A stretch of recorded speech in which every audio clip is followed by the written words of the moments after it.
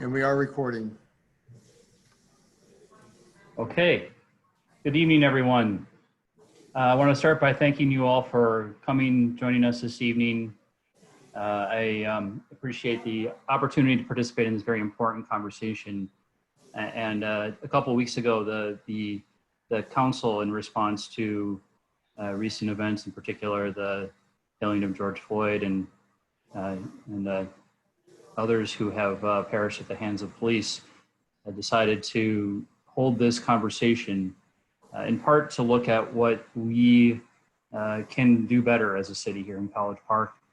And I thought it appropriate, before I introduce the moderator, to start with an acknowledgement. And I want to acknowledge that there have been times in the history of College Park and the history of our city where, although we hold and continue to hold a goal of being diverse and inclusive and equitable in our practices and our policies, there have been times in the past where we have fallen short of that goal.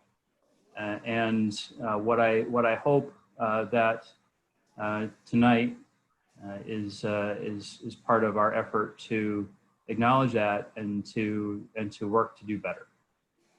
And so I'm happy to be part of this conversation, and I appreciate you all joining us. We are here tonight to listen. I think that's a key part, that we want your feedback, we want your input, we want your ideas, we want to hear where we might have fallen short and where we can work to do better. So along those lines, I want to introduce the moderator for this evening's panel, and that is Dr. Bonnie Thornton-Dill, who is the Dean of the University of Maryland School of Arts and Humanities. Dr. Dill is also a professor of women's studies. She's a pioneering scholar studying the intersections of race, class, and gender in the United States, with an emphasis on African-American women, working families. Her scholarship has been reprinted in numerous collections and edited volumes. Her recent publications include an edited collection of essays on intersectionality with Ruth Zambrana entitled Emerging Intersections, Race, Class, and Gender in Theory, Policy, and Practice, and numerous articles. We're very privileged to have such a wealth of intelligence and insight here in College Park. And Dr. Dill certainly over the years has been a great partner to the city and provided us that insight, her insight, on many occasions. So Dr. Dill, I turn it over to you. And you're muted. Okay, I was muted. Thank you, Mayor Wilhun, and thank you to the residents of College Park and the members of the panel for being here this evening. I consider this an opportunity to interact with you, to hear the issues and concerns and thoughts of people who are listening in and people who are part of the panel. So the only other thing I will say by way of self-introduction is that I serve on the board of directors of College Park Academy. So I consider myself a part of this community in several different ways, aside from just being on the campus at the university. That being said, we have a wonderful panel this evening, and so I would like to invite people to introduce themselves briefly, and I'm going to call on you in the order that in the order of the list that I have, just in case I'm not seeing your name or something correctly there. And the first person I have on the list actually is my colleague and another professor at the university, Dr. Joseph Richardson, who is the Joel and Kim Feller Endowed Professor of African American Studies and Anthropology. Dr. Richardson, would you just say a word or two of introduction about yourself and your research? Good evening. I am Joseph Richardson. As Dr. Dill mentioned, I'm a professor in the Department of African American Studies and Anthropology, as well as a professor in the Department of Epidemiology and Public Health at the University of Maryland School of Medicine. My work primarily focuses on gun violence and trauma, and specifically the intersection of structural violence and interpersonal violence among Black boys and young African American men. And I was the founder and also the founding director of the Capital Region Violence Intervention Program, which is a hospital-based violence intervention program at the University of Maryland, Prince George's Hospital Center, where I'm now, in my current role, leading all the violence intervention studies at the University of Maryland, our Adams Cali Shock Trauma Center, where I work with their violence intervention program there. Thank Thanks for having me. Thank you for being here. Now we have several members of law enforcement who are joining us this evening, and I will begin with Deputy Chief George Nichols from the Prince George's County Police. And if you just give us a brief introduction, thank you. Good evening. First of all, let me say it's an honor and a privilege to be with you this evening. I'm on behalf of Interim Chief Hector Velez, who unfortunately couldn't make it. My name is George Nichols. I've been a member of the Prince George's County Police Department now for 22 and a half years. My career, I started in Oxon Hill and Patrol, went all the way through investigations, worked in robbery, homicide, the gang unit, worked in the Internal Affairs Division, which was the Special Investigations Response Team. I was also the commander of homicide. I commanded the District 3 Police Station, Palmer Park Station, and I was then promoted to the rank of Deputy Chief, where for the last 4 years, I have commanded and oversee the Bureau of Forensic Science and Intelligence. So it's definitely an honor and a privilege to be here, and I look forward to having a great, robust conversation this evening. Thanks for joining. Katina Gomez from the Prince George's County Police also, I think she's on the phone. Would you introduce yourself? Hi, yes, I am Captain Katina Gomez. I'm actually the Assistant Commander for District 1, the Hyattsville Station. I've been in the department for 15 years. I grew up in the county. I went to school in Prince George's County, so my roots are definitely heavily inside of Prince George's County. And I look forward to speaking to you all candidly about the topics of concern today. Thank you. Thank you. And Chief David Mitchell from UMD Police? Yes. Oh, okay. I didn't see you. Hi. Sorry. Good evening, Madam Moderator, members of the panel. My name's Dave Mitchell. I've been in law enforcement over 4 decades, beginning in Prince George's County, where I spent 24 years, including 6 as Chief of Police. I commanded the Maryland State Police under Governor Harris Glendenning. I was Secretary of Homeland Security for Governor Ruth Ann Minner for the entire state of Delaware. And I've been Chief of Police here at my alma mater for the past 10 years. It's great to be with you. Thank you very much. And then we have some elected officials. And I'll begin with Delegate Josephine Melnick, who is in the Maryland House of Delegates. Good evening, and thank you for having me. It's really an honor. This is my 14th year in the Maryland General Assembly. I'm actually the Vice Chair of the Health Committee. But before I was in the General Assembly, I was a proud member of the College Park City Council. So I love this city. And prior to that, I was a public defender, court-appointed lawyer. And then my last job as a lawyer was with the U.S. Attorney's Office with Eric Holder at the Department of Justice. So I have done both defense and prosecuting, and this is a really important issue. Thank you. Thank you for being here. And then Prince George's County Council Member Danielle Glaros. Hi, everyone. I'm County Councilmember Danielle Glaros, honored to represent College Park on the County Council. I represent District 3, one of our 9 district-specific seats that are on our County Council. And I'll just say thank you for having me here today. I've been on the County Council for about 6 years now. Thank you. And then Prince George's Council Member Calvin Hawkins. Good evening. My name is Calvin Hawkins, and I serve as a county council member at large. I also serve as the chair of the Health, Human Service, and Public Safety Committee for the County Council, and have the privilege of serving as the vice chair of the County Council. And I look forward to this robust discussion. Thank you. And then we've already met the mayor. Did you have anything else you wish to say? I just want to acknowledge several of my colleagues that have from the City Council that have joined the discussion this evening as well. We have District 1, Councilmember Kate Kennedy and Councilmember Fazil Kabir.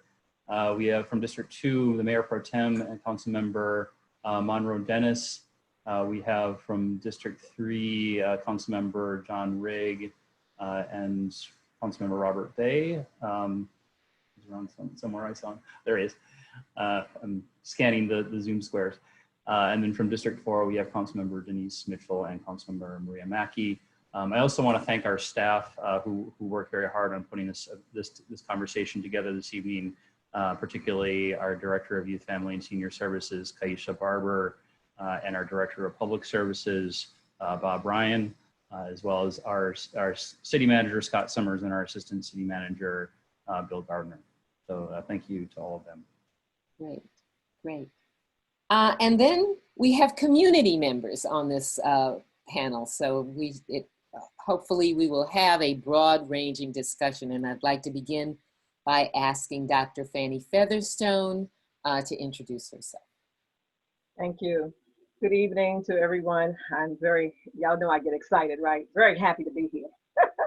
And I am a 41-year homeowner here in the city of College Park.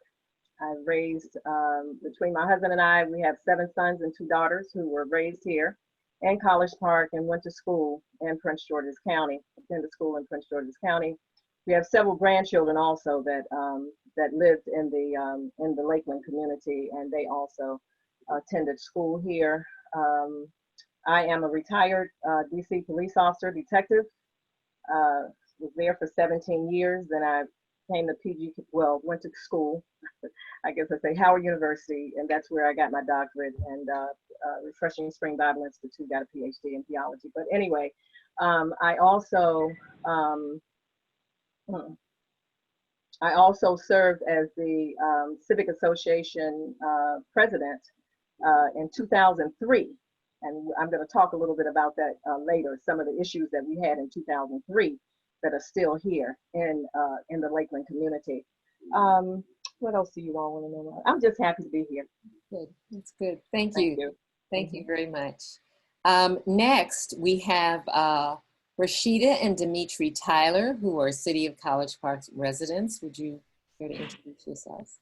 Yes, good evening. Thank you so much for the invitation. We're both College Park residents as well. We've been here for 8 years. We're super proud parents of students in Prince George's County Public Schools. This issue means so much to us. We're really pleased to see our city officials putting forth resolutions, holding these conversations, inviting all members of the community, but it doesn't stop here. So we're just really excited to be here this evening.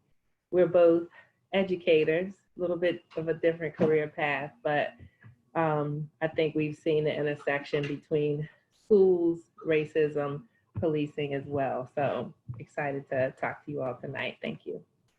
Great, thank you.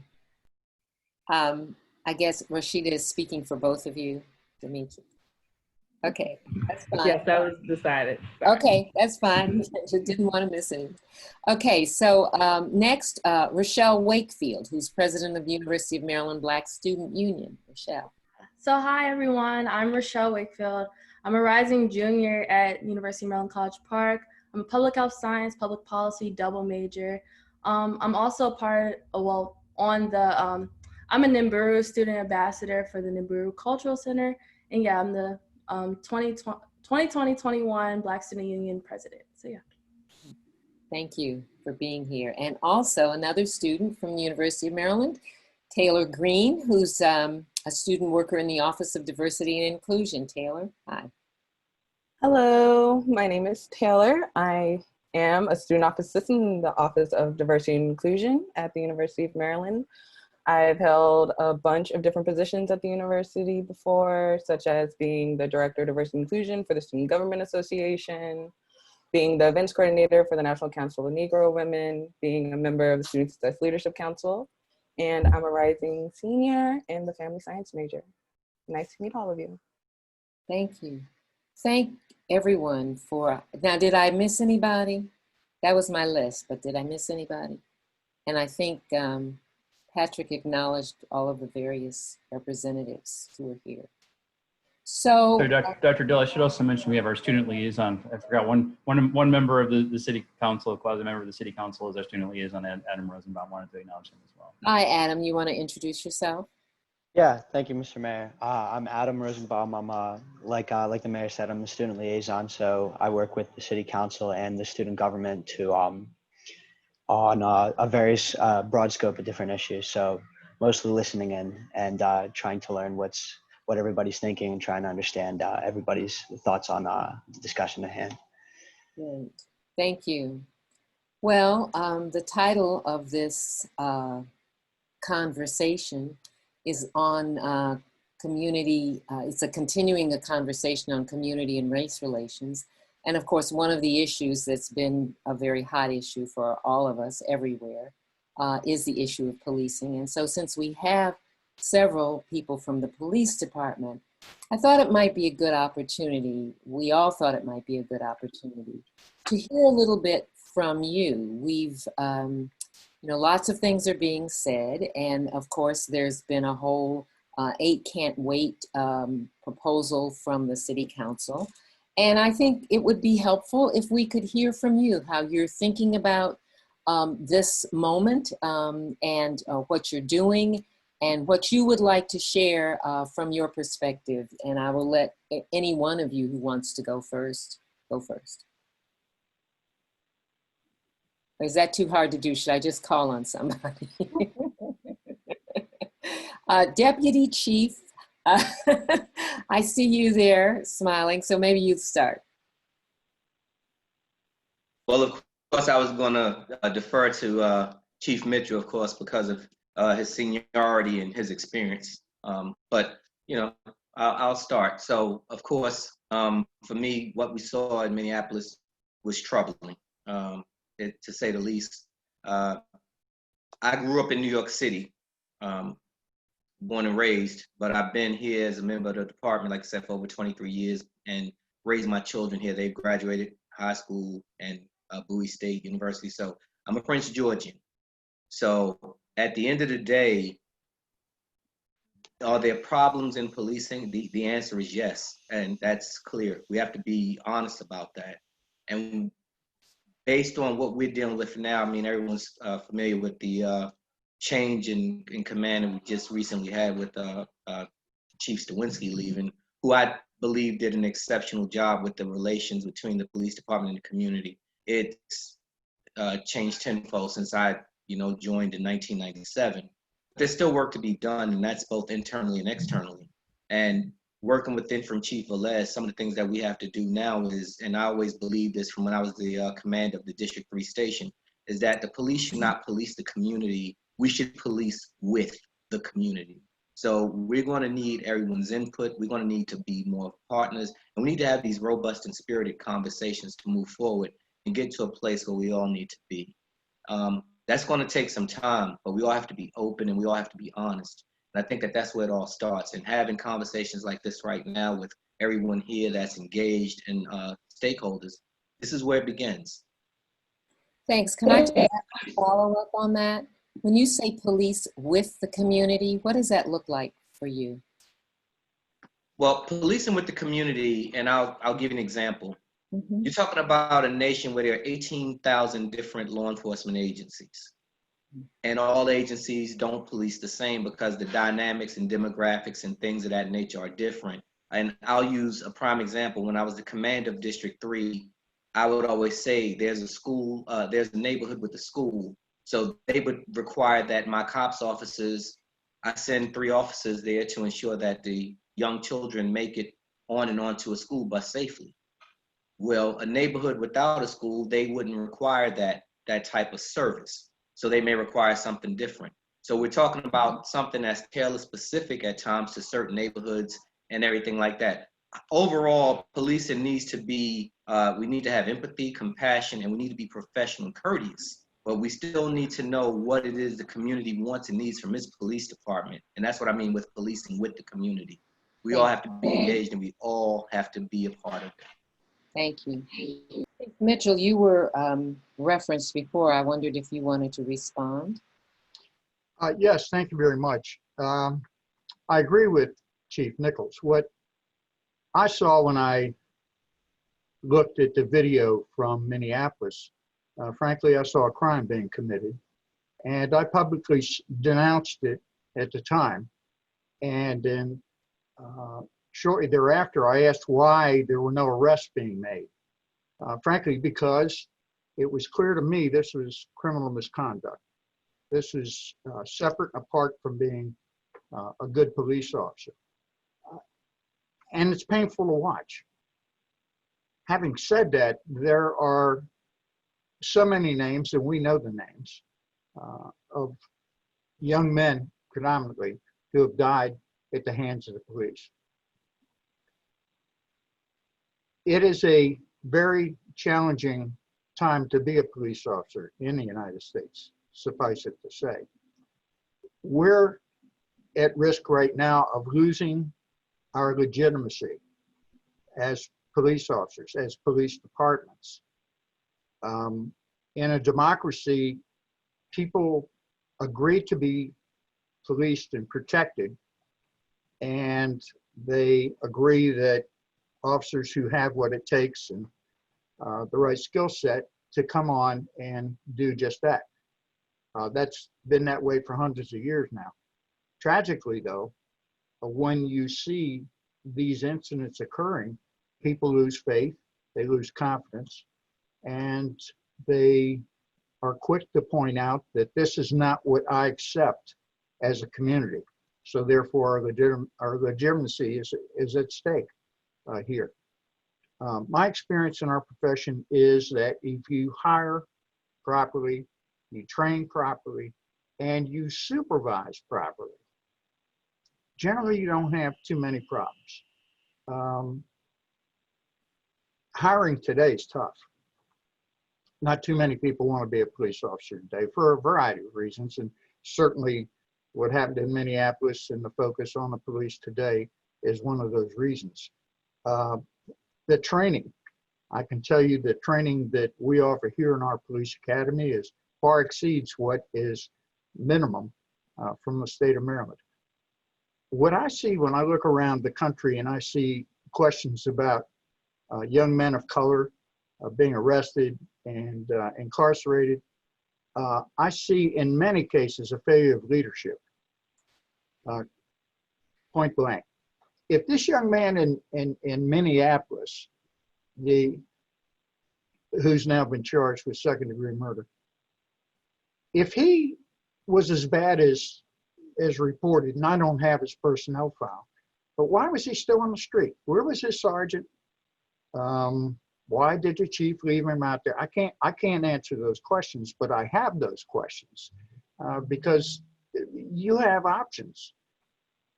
We all do, and we need to be held accountable. Leadership needs to stand up and be accountable. Too often we see police officers committing wrongful deeds and crimes, but you don't hear about their sergeants, their lieutenants, and their chiefs being held accountable.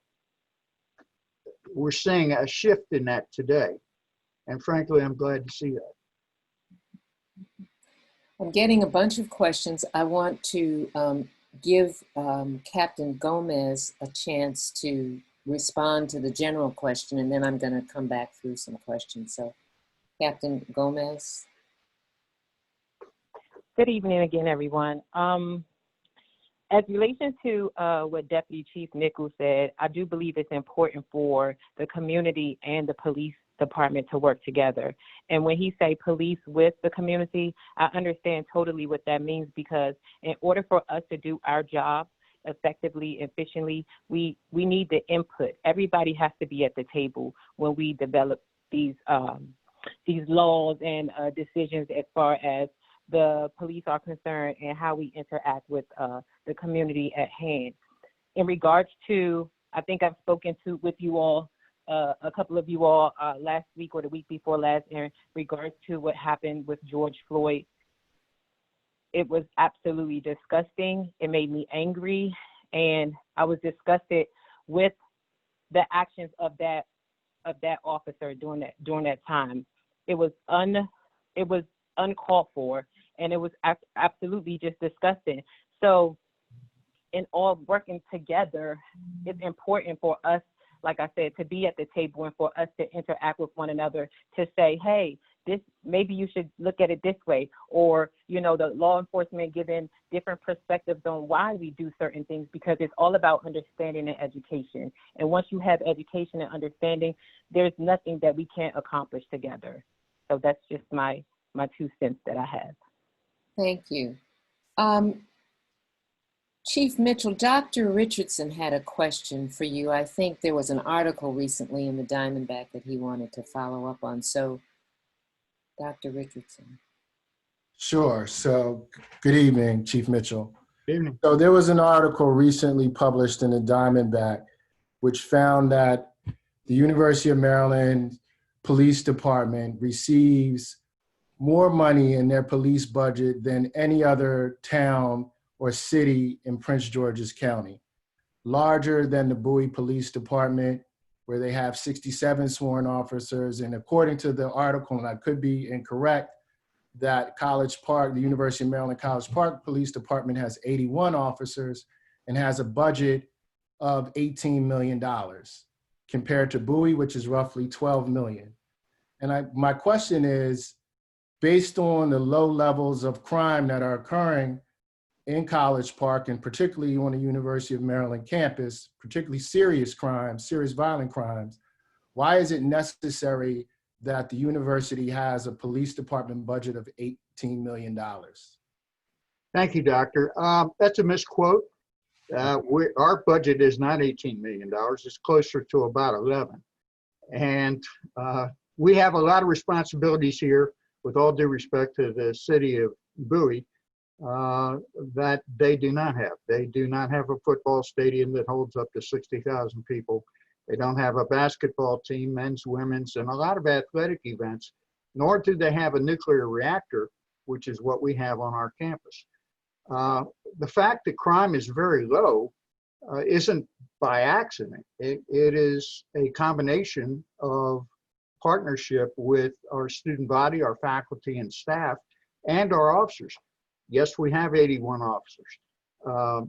We're policing a population of roughly 60,000 people, and it balloons up on game days to well over 100,000. So I think there are major differences between the city of Bowie and us. Now, having said that, excuse me, I have a little pollen. Having said that, do I think we could do more to better serve our community? Yes, we can. I was talking with folks over at our mental health center about ways that we can pair up with mental health professionals when we respond to calls, which we do particularly, and you're probably aware as a faculty member, around midterms and finals and so forth. But in terms of our budget itself, we're down 20 officers. We have 20 officers fewer than we are supposed to have. So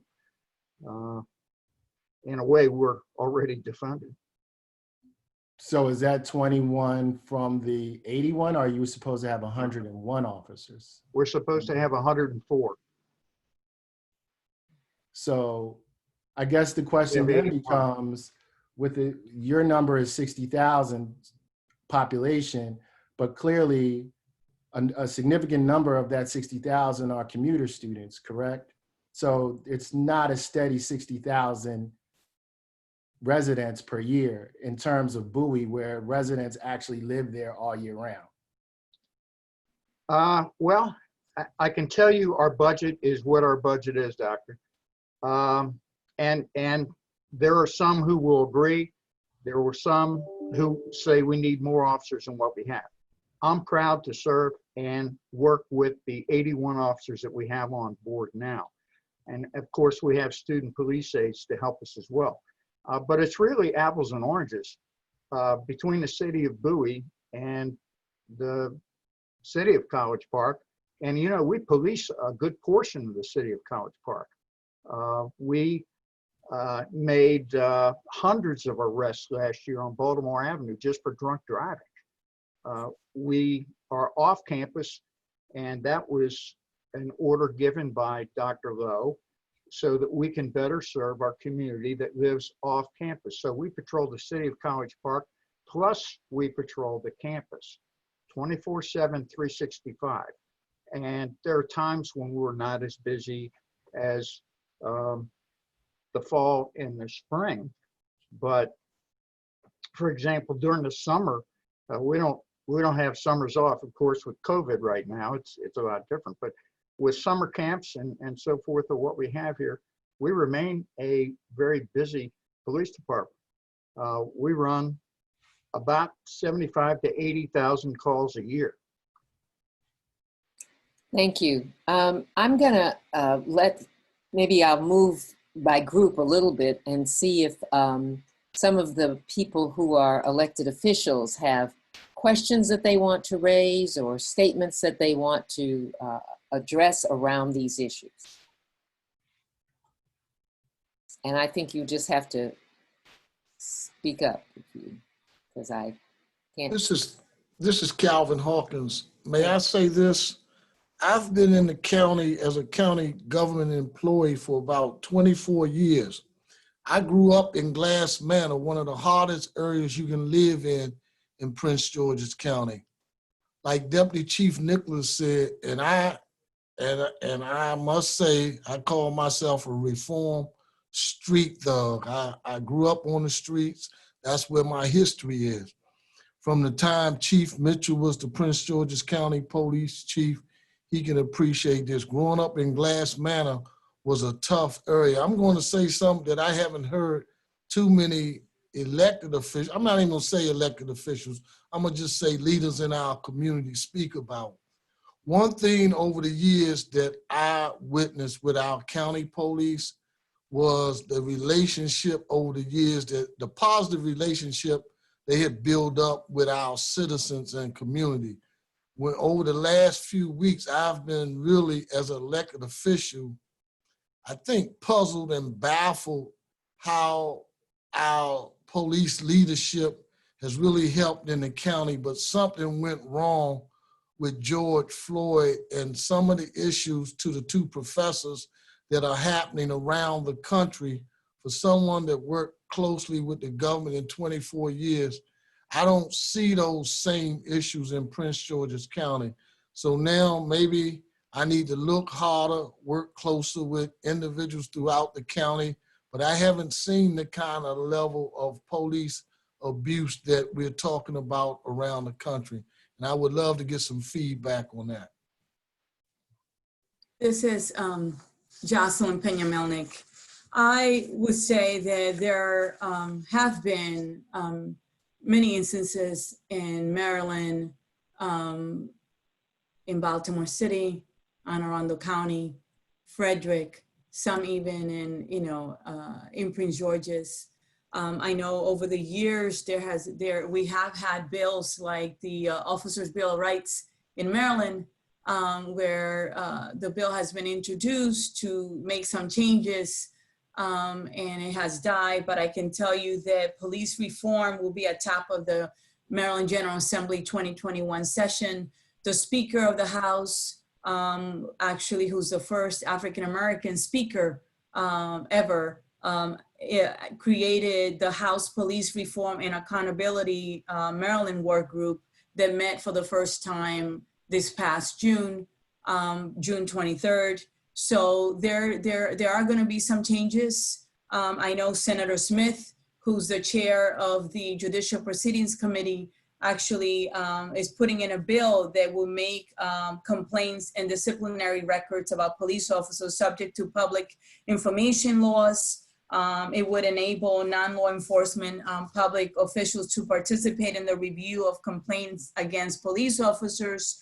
It would ban chokeholds and strangleholds, requiring warning before shooting. It would expand police training on implicit bias and de-escalation techniques. It will ban police department from buying surplus military equipment. It will create a unit within the Office of the Attorney General to prosecute cases when a police officer injures or kills a civilian, as well as police misconduct cases. So this work group is going to be looking at a lot of these issues, and you can count on it being a priority. And it's not that I think what people are looking for is for some changes and some balance. Thank you. Thank you. This is thank you, Delegate Payne-Melnick. This is Councilmember Danielle Galeros, and I thought I'll just add a few different things and thoughts as the conversation continues.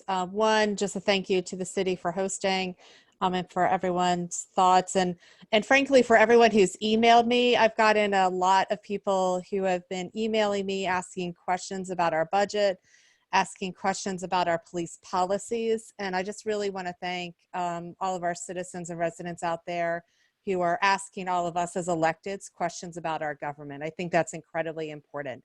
And it is actually how I think we move change forward. A few things I'll just speak to.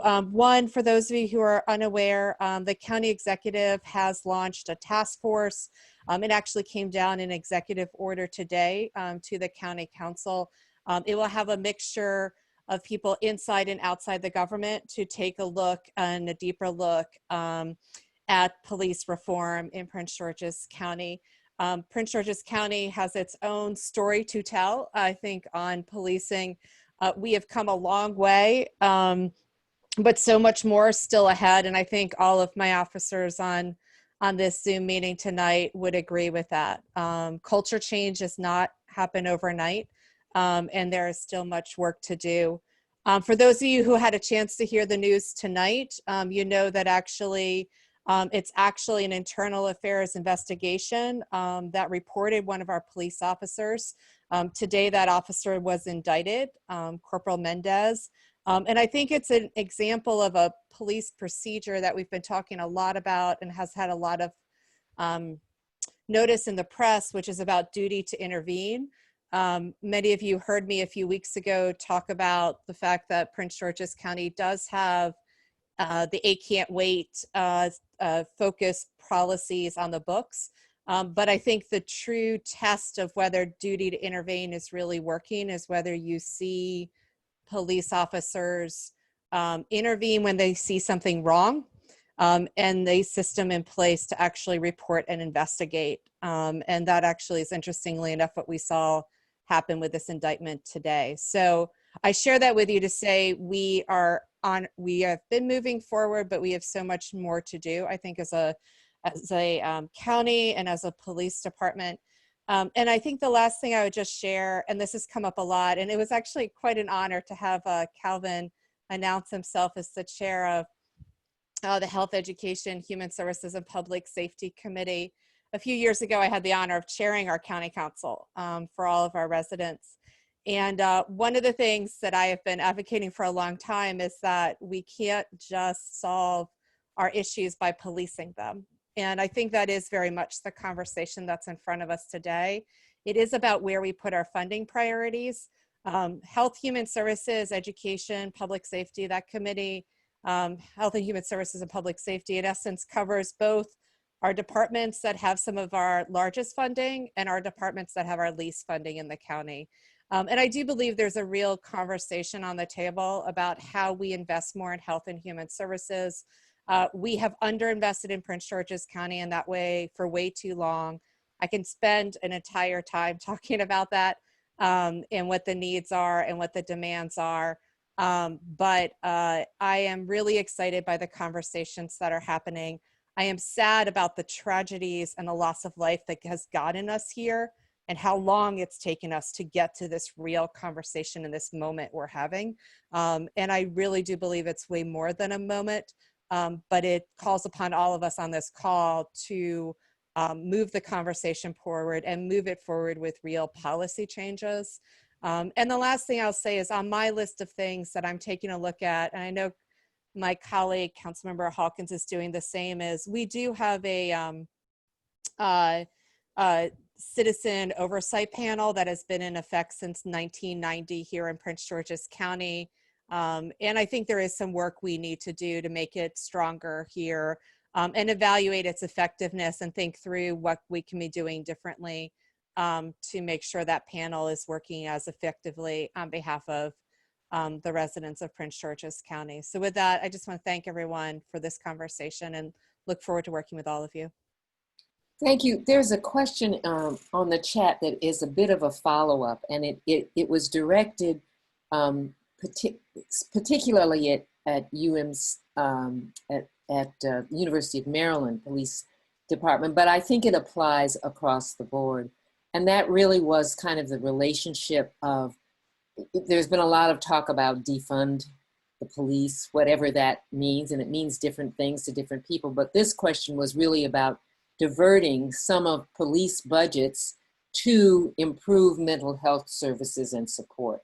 And I'm just wondering how people see that, both either in terms of budget or in terms of resources, other kinds of resources, and working with mental health issues. If you would like to respond. Chief Mitchell, if you respond, yeah, you were muted. A lot of the mental health challenges that come our way have traditionally been doing so, oh goodness, since the 60s, when we as a country engaged in deinstitutionalization. And my specialty in law school was homelessness and particularly disability law. So I'm very familiar with that and what happens in mental institutions and so forth. The fact of the matter is there are so many calls for service that shouldn't come to the police. it's when you look at it, most of what we do is not fight violent crime. It is other types of services that we get called for. And that's just not here on this campus, but elsewhere throughout the country. I'm the first one to say that we should do more with regard to mental health services. Many of the calls that we get that end up in some type of tragedy with injury or death relate to mental health. And of course, there's the mental health of our student body. Here on this campus, estimates about 1/3 of our student body take some kind of meds and so forth. So that's part of our society today. It's a huge challenge. I've got video of officers who, in one case, grabbed a young man, a student, as he started to jump off a parking garage, taking the officer with him, and another officer grabbed the two of them and pulled them back. Another case where a female was going to jump, and we caught her as she was going out the window. So there are a lot of calls that don't strictly relate to crime or criminal misconduct. A lot of this is beyond fighting crime. We fight fear of crime as well. And as Dr. Richardson pointed out, we have a very, very low crime rate here on campus. But when you look in the Washington metropolitan area, that's not the case. So we're an island in the sea here, so to speak. And believe me, I hear from moms and dads about that, as well as other types of social services that we get called to help provide. Thank you. You talked about student mental health issues. I don't know if you want to respond to this generally in terms of the county, but you talked about student mental health issues, and so I'm going to ask maybe if a couple of the students would like to speak to that and speak particularly to what kind of safety safety measures they are seeking or wanting to see on the campus, and to community members what they want to see in the community. Anybody respond to that? I will. Okay, thanks, Tina. Hi. So I think about the University of Maryland campus, and I think about all the issues students face on a regular basis, especially being a Black student. It's like, okay, not only am I dealing with juggling, making sure that I have my grades correct, I'm also dealing with my racist classmates attacking me. I'm dealing with possibly being wrongfully stopped by the police, depending on what I'm wearing that night, just leaving from studying McKeldin, things of that nature. And so it does take a toll on us, and it makes us depressed, and it gives us a lot of anxiety, because majority of the time, I don't feel safe on campus. I mean, we even noticed that a lot of the blue lights that are supposed to work, they don't work. They are broken and need to be replaced, as well as the inadequate lighting. So when it comes to the needs specifically as it relates to mental health, we see that the counseling center is struggling. They need more support, they need more funding. We see the health center is struggling. They just, I believe, just got a new director currently, and so did the counseling center, I believe. I think there's an interim director who's still in place in the health center, and I don't know about the counseling centers. Okay. But even then, that's also just foreshadowing the high turnaround rate we see when it comes to the people who are working in those positions. And a lot of them are also struggling with job security. So for me, I want to see that more Black and brown people are entering those positions, who are able to service me, who do have an intersectional identity, intersectional politics, who can handle all the things that students are currently dealing with, because it's not simply like, oh, I'm just struggling with school. Like, you're dealing with the world literally exploding around you. And this is a lot. This is a lot to handle and to take on at once. And when we're looking for providers and we're looking for people who can service us, it's very far and few in between. And a lot of times that ends up meaning that we're seeing, you know, people who are getting their PhD, graduate students, and there's nothing wrong with that. But a lot of times they're learning. So now I'm teaching this person from my experiences, from my trauma, from my pain, how to deal with these things. And that's not fair to me, because I came here looking for actual help. And I understand that, like, yes, this is a part of the learning process, but for some students, they need professionals. And we need more of those, especially people of color, especially Black and brown bodies in those places. Yeah, I totally agree, like, with everything Taylor said, especially with the blue lights the blue lights on campus. Because personally, like, I previously had a situation regards my family where I had to have my car on campus, but I live really far from the assigned lot that my car is at, and literally the lights are so terrible. And sometimes the buses miss me, so I have to haul all of my stuff all the way, like, probably a mile to my dorm, which isn't fair to me. But also I'm scared to, like, not even scared, but it's like, can I speak about it? Is something really going to be done? Because I've reached out to administration, I've reached out to people in regards to other issues. So it's like, why should I even say anything else? It's kind of muting me in a sense, because, like, I just feel like students' voices needs to be heard more, especially Black students, because as president of the Black Student Union as well, there was a situation that came up with a student who posted the George Floyd challenge. It was mimicking his death, which isn't fair to anybody in our community, and isn't fair to our allies, and overall not fair for him as a human being, not the person that did it, but George Floyd and his life and his legacy that he left on us. But we reported it to the student conduct office, and it just felt like our voices wasn't heard on the matter. Like, all in all, it's just like, what's the point of us speaking out? Because we're trying, we keep trying, and finally people are getting it, and, like, we really are suffering from it. But it's like, is it too late? We have these issues, but I don't know if we can trust you at the end of the day. And as regards to the health center, like, I've had my experiences where it only had 8 sessions, and 8 sessions is not enough for the stuff that I have to endure in my life personally. So it's not fair. And on top of being a student leader, there's a lot of struggles on me also paying bills and being in school, and on top of managing an organization. It's not fair to myself or the people that I'm also leading. Thank you. I'm sure there's some community. Oh, were you going to respond, Chief Mitchell? Yes, with regard to the blue light phones. We routinely check them. Some of them are out because of the Purple Line construction, and there's not much I can do about that. But we have 24/7 escorts. All you have to do is give us a call. We also have Night Ride. You give us a call, and DOTS responds, and they'll pick you up from point A to point B. We will send police people to walk with you from point A to point B. We never send a bill, and we never close. So all you have to do is give us a ring, and we're glad to help serve. Thank you. I'm sure some of these issues about kind of the experiences of racial oppression and exclusion are things that people in the community may want to speak to as well as the students, because they are not just limited to students. So I also want to invite comments with that regard as well. I just wanted to say thank you to the two students, Taylor and Rochelle, for sharing.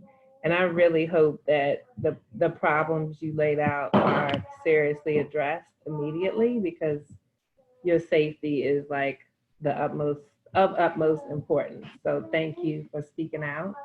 I think as a resident, I would like to know, like, if there is a problem. We have invested money as a town on the OpenGov website. Just wondering if we could also include data about police stops, about arrests, disaggregated by race, to know if there is an issue in our community with community members of color being disproportionately stopped or arrested by officers. So that's something that we can address. So we're not just hearing stories or speculating about whether our police force is okay, or, you know, they're under a consent decree, but things are getting better. Wonder if we can regularly review this data so we're not speculating or sweeping issues under the rug. And I just also am in support of everything Councilwoman Jocelyn spoke about earlier, and wondering how we as citizens can advocate for that to the Maryland General Assembly, because I think this work is greater than our small towns. Like, we have to, as citizens, like, be vocal to our state government as well. Thank you. Go on, Delegate. So we have the first meeting, as I said, was this past June 23rd for the policing work group. We, the General Assembly, we have our own channel on YouTube where you can actually sign up to give testimony virtually and listen. So that's one way to be involved, but also those bills are going to be assigned to the House committee, which is called Judiciary in the House. And it's going to be assigned to the JPR committee in the Senate in January. And the best way to get involved is to write to each member of those committees and make sure there's like 11 members in the Senate and 23 members, I believe, in the House. Make sure you write to them and you ask them to vote for it and support it, because at the end of the day, we need the support of our members, because we need, for a bill to pass, it needs 71 votes in the House and 24 votes in the Senate. And as you said, you know, it will be best for us to do it for all 24 jurisdictions in Maryland. We have 24 county, not just piecemeal, because I shouldn't have to get arrested in Frederick County and go through a different process than I would in Prince George's County, which is what usually happens. So we definitely need your advocacy. It is so important. Thank you. A couple of things that came up in the chat that I just want to share and maybe people will react to.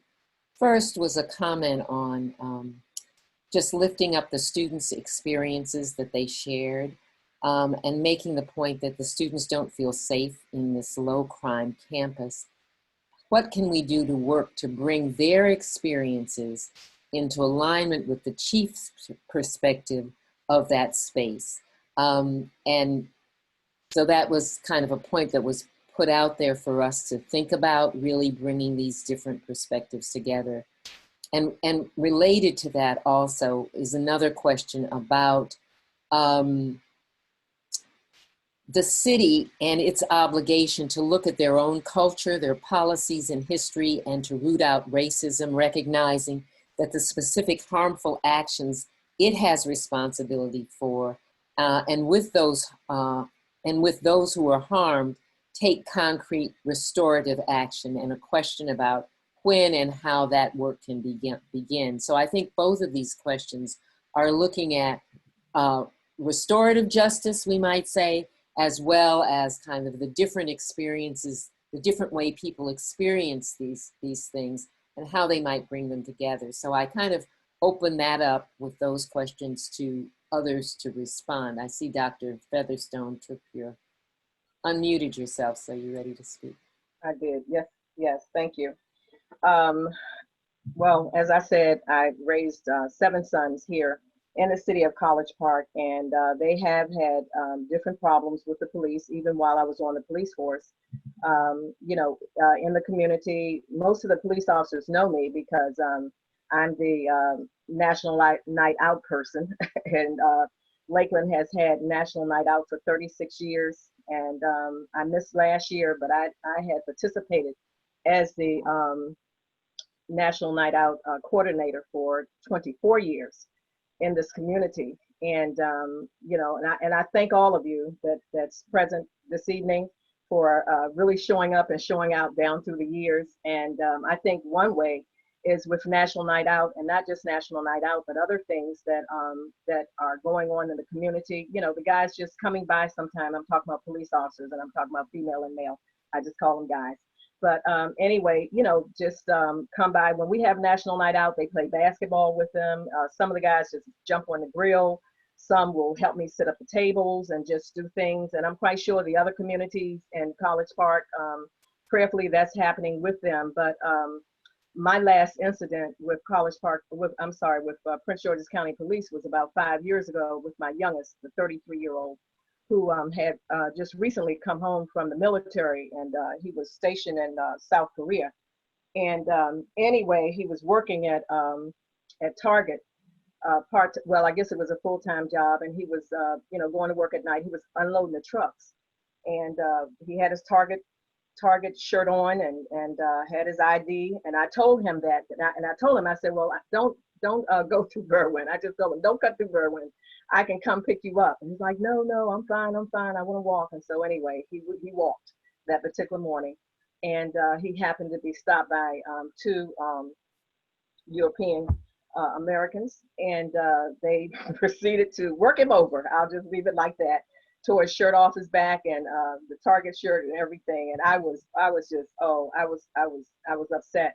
And of course, I wrote a long letter. I went to the coffee club, and I don't know if the chief of police got that letter at that particular time, but I did read it at the coffee club, and just told them, you know, what had happened, and how upset I was about what was going on. And I told them, we're not going back to the 60s, and they cannot use Lakeland as their training ground for their rookie police officers. And that's all to it, because I didn't know the guys. As a matter of fact, they never really told me who did it.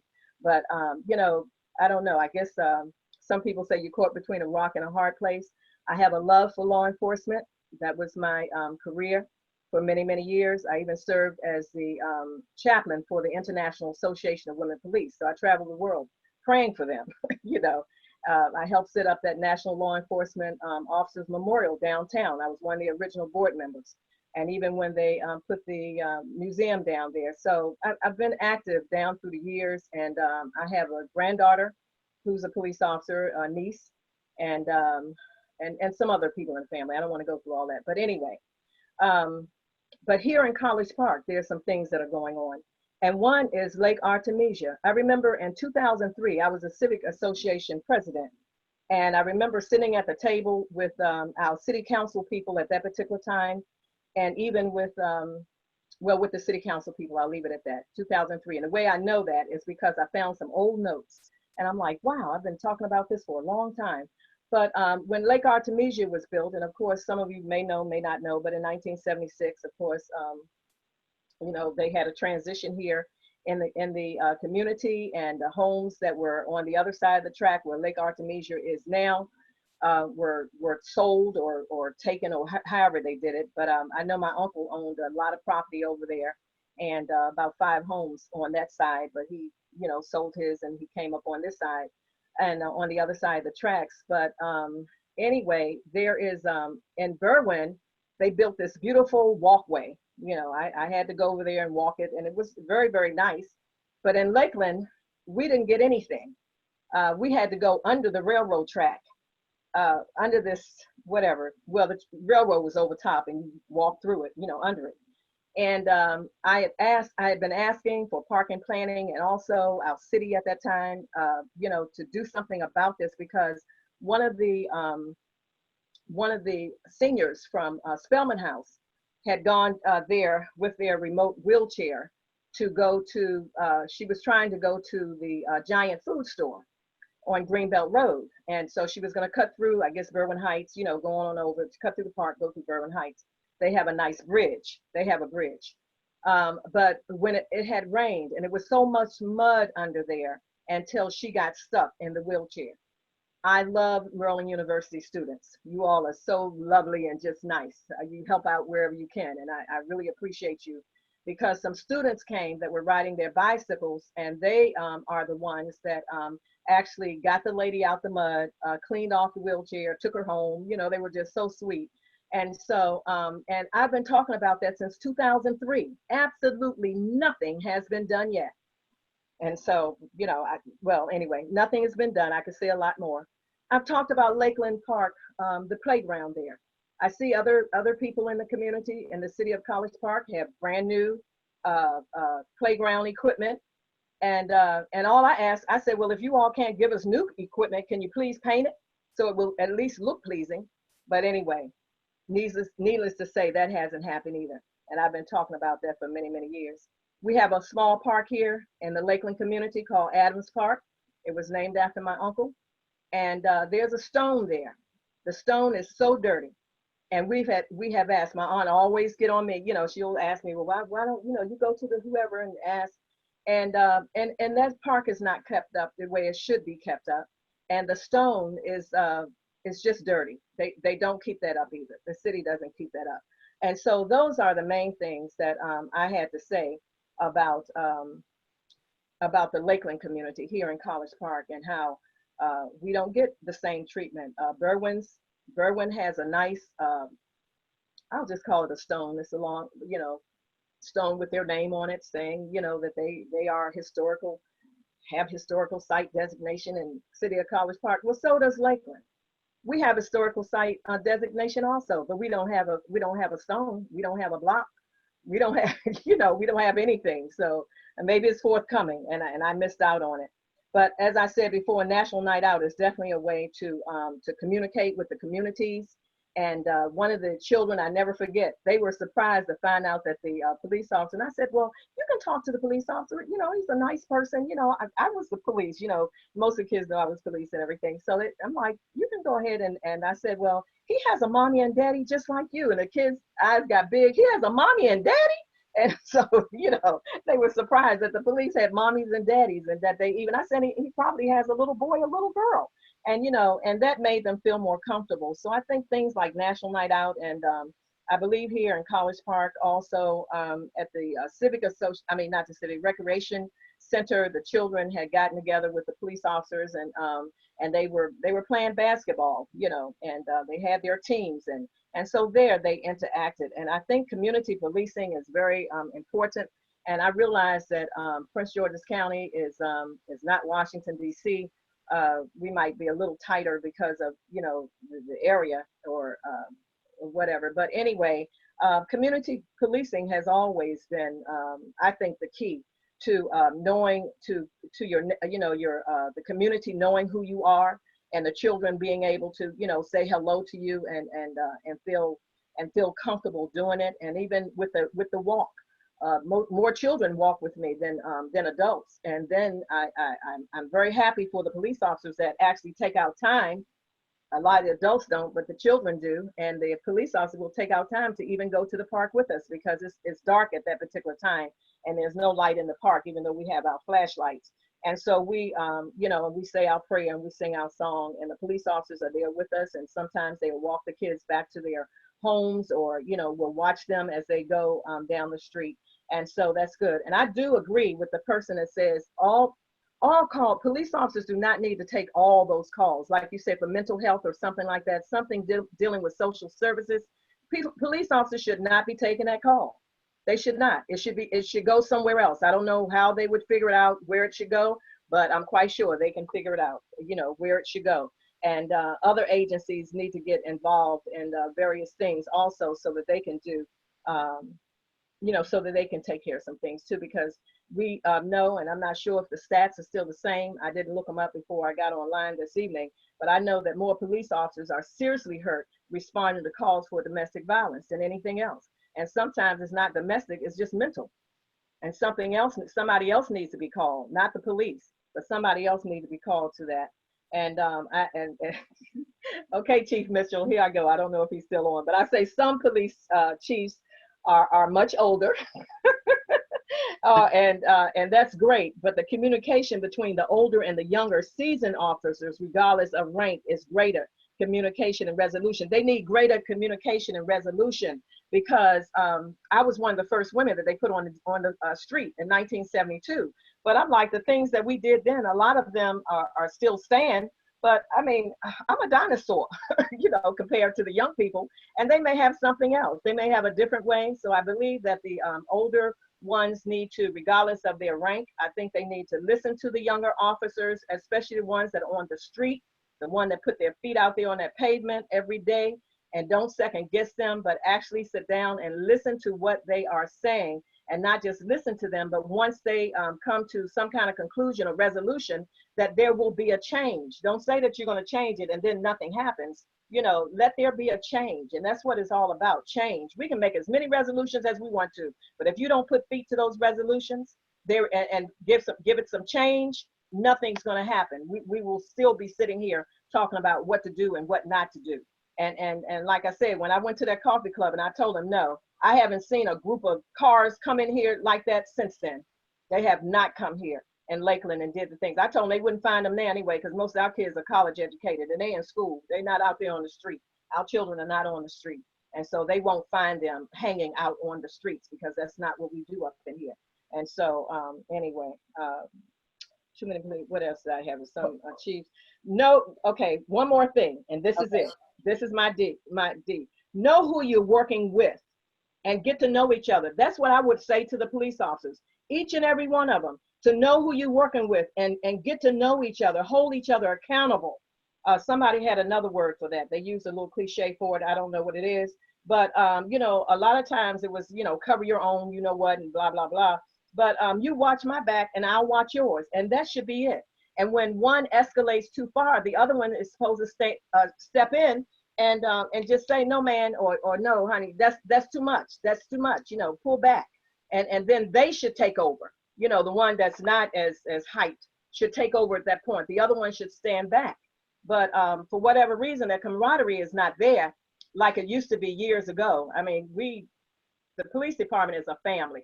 Once you belong to it, I guess maybe, a lot of you may feel that way about something that you belong to, sororities and things like that. It's like a sorority, we're family. And no matter how old you get or whatever, and what hurts one hurts all. And of course I'm upset about what happened to George Floyd and all of the rest of them. I'm upset about what happened to my son, and even my oldest son one day, he and his wife, who looks white, but she is partially white and black. And anyway, and my son is light skinned too, but they were sitting in the car in the park and the police pulled him out, wanted to know if she was all right. He said, this is my wife, but things have happened down through the years. But I'm happy that I can sit here after 41 years, because I always tell everybody, I chose to live in College Park.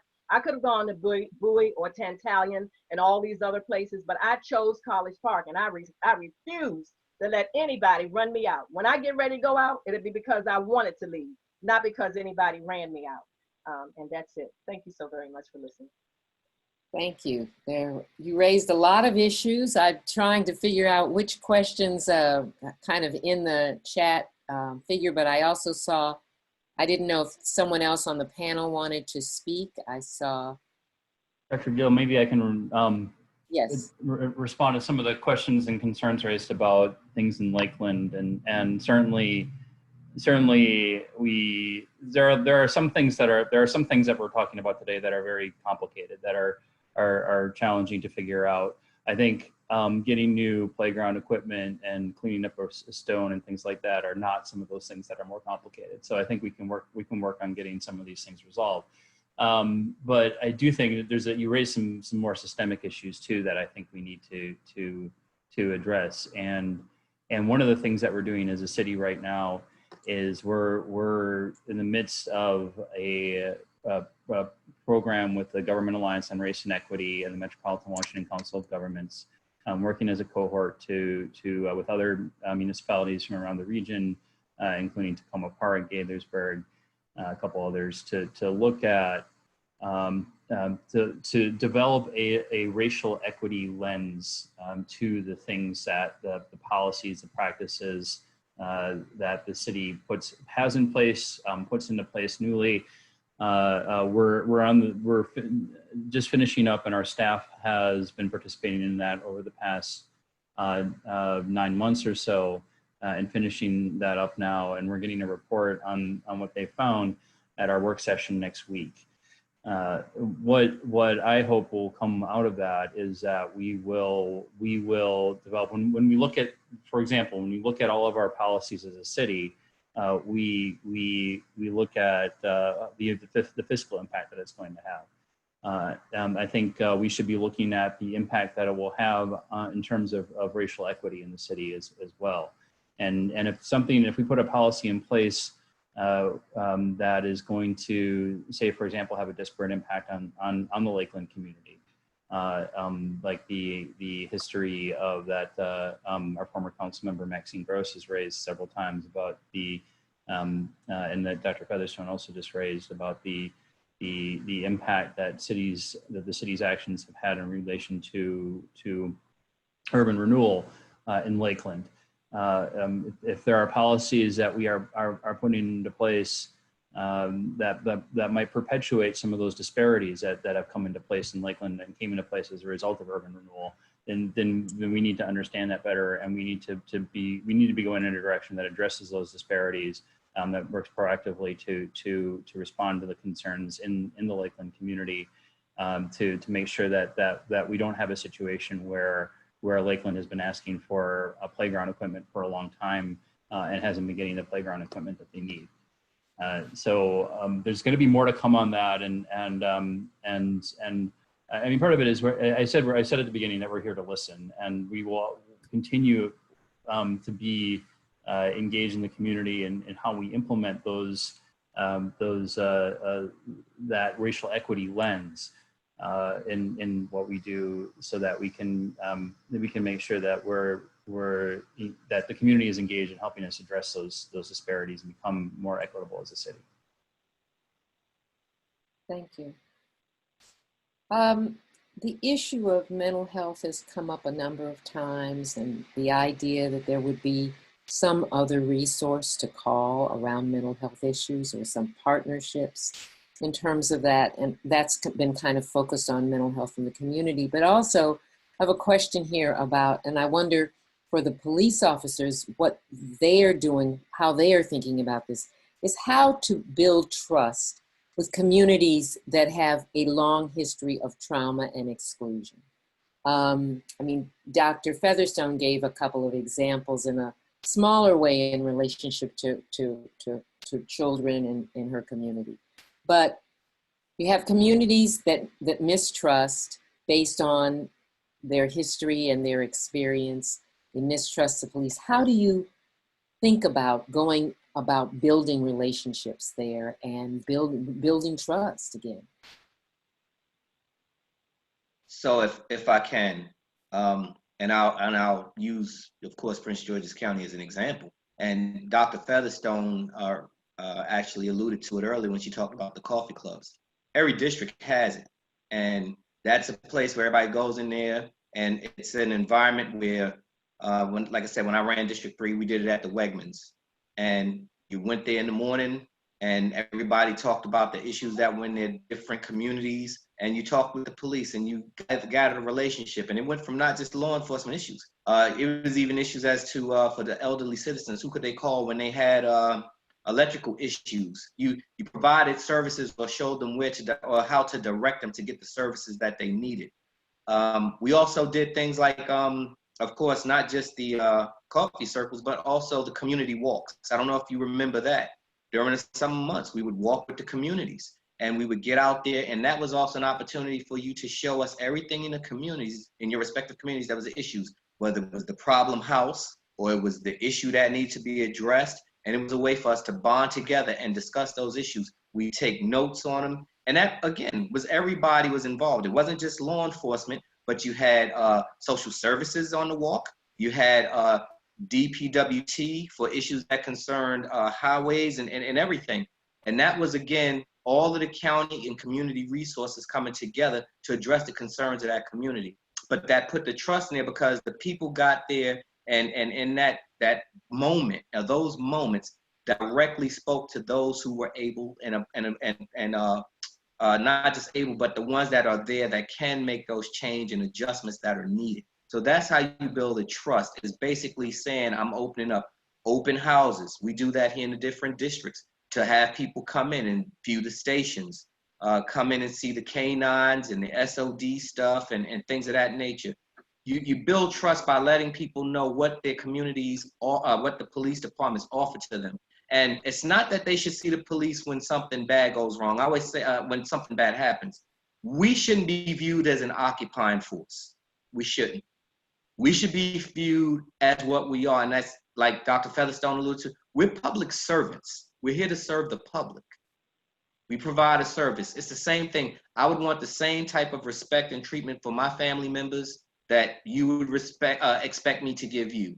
So building trust is allowing people to come in and then trusting them with the issues and concerns that you have and actually addressing them and doing something with it. Again, like I said, policing with the community, addressing those circumstances and issues and concerns together. That's how you build a trust. That's where it starts.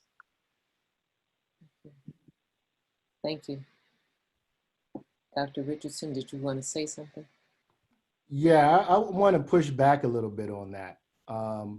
As a researcher that has worked with young Black men between the ages of 18 and 34 who have been victims of violence, the 99% of the young men that I work with, the police will never come in contact in that way with.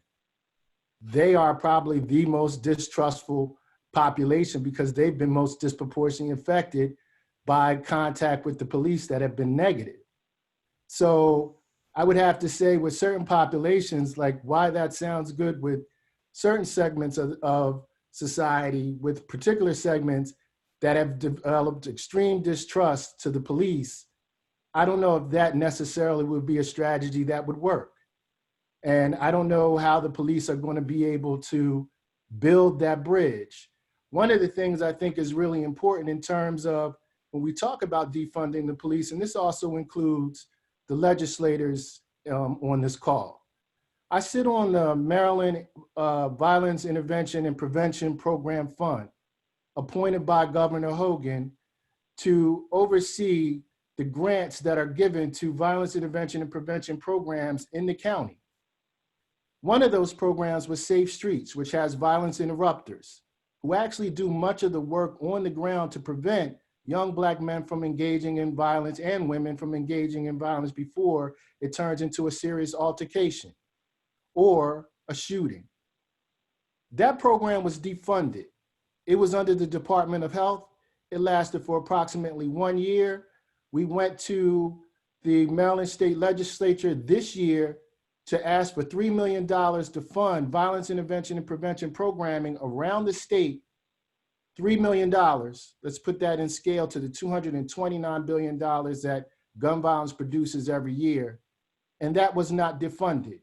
So what's interesting to me in this conversation, particularly with the police, knowing that we have violence intervention prevention programs that actually work with people who are credible messengers in the community that are going into those communities to build those forms of trust and bridges of trust that the police couldn't possibly form with certain populations of young men and women that live in District Heights or live in Seat Pleasant or live in Suitland, that we're spending so much money on funding the police, but yet those programs received absolutely nothing this year, not a dime from the state government.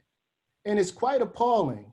And so when I hear these conversations regarding trust, but the programs that actually are most effective, that are proven to be evidence-based in their reduction in violence across the country, Cure Violence is a very well-known program. I just find it to be quite striking that we are continuously funding the police, but yet we have no money to put towards the prevention of it. And so my question is to the legislatures of Prince George's County, is where is the money to invest in that?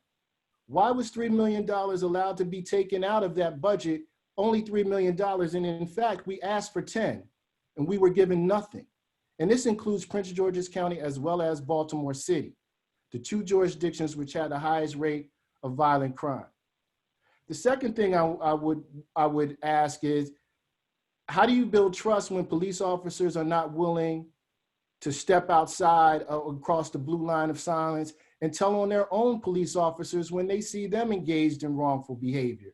There's no possible way that you can expect trust from one community when another community has watched police officers literally engage in brutality, knowing that it's wrong. And so it's the expectation for that trust to be bridged when members of the community particularly are not seeing officers actually engage in being honorable. I don't expect the communities you work with to have that same level of respect and honor as well. And so I know that Dr. Rashawn Ray is working on implicit bias with the Prince George's Police Department, but I'm also interested in getting an understanding of how much implicit bias training is happening with the College Park Police, the University of Maryland College Park Police. And then the last thing I would say is this regarding to UMD Police Department.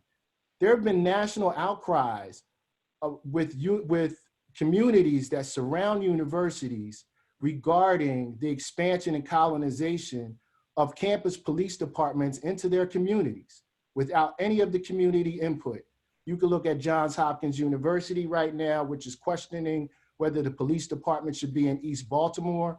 You can look at West Philadelphia around the University of Pennsylvania, which has pushed back against the campus police and their policing because they have disproportionately arrested young Black men to protect a predominantly white population of students. So I'm wondering how much effort is going into communicating with the College Park residents about the UMD policing, where that policing starts, the boundaries of where it ends, and what kind of equity plan is being put in place for the College Park Police to engage in policing the College Park community. Okay, I saw Delegate Pena Melnick unmute herself so that she could respond to your first question about the legislation. Right, since the doctor reference to the legislate, I'm the only legislator at the state level, so I'll respond. Plain and simple, elections have consequences. So Maryland has a majority Democratic legislature and a Republican governor. When Hogan ran, we had a Black man. There had been a lieutenant governor. There had been a legislator for more than probably, 8 years. And Anthony Brown. And I know I worked hard on his election. I also maxed out and helped him on his election, but many people didn't. Okay, so that being said, we ended up with Hogan. He's a Republican. He proposed today, and in Maryland, if you know, the governor proposes the budget, the legislature can only cut, cannot add, okay? He proposed today $1.4 billion in state budget cuts. And as you were talking, I just looked at the news, and Peter Franchot, who's the controller, and actually the treasurer, Nancy Kopp, rejected his cuts today. And as you know, the Board of Public Works is able to do that. So you have to do some serious lobbying because they actually are going to meet again to cut what he proposes. It's every state agency, county programs as well. So I don't sit on the Appropriations Committee, I sit on the Health Committee, but I can tell you that elections have consequences. And one way to lobby is to come in front of the Prince George's County delegation, which is a majority African-American delegation, all the members and the senator, and have us get behind it, because a lot of the members, a few of the members actually, Mike Jackson this year was just made, actually he's a law enforcement person was just made the vice chair of the Appropriations Committee. So I would actually advise you respectfully to give Michael Jackson a call, come in front of the delegation as well, so that we can amplify those voices. I see Councilman Glaros. Thank you, Dr. Dale. I would just add, Dr. Richardson, I know my colleague, Councilmember Hawkins, and we advocate every year for additional increases in our Health and Human Services budget.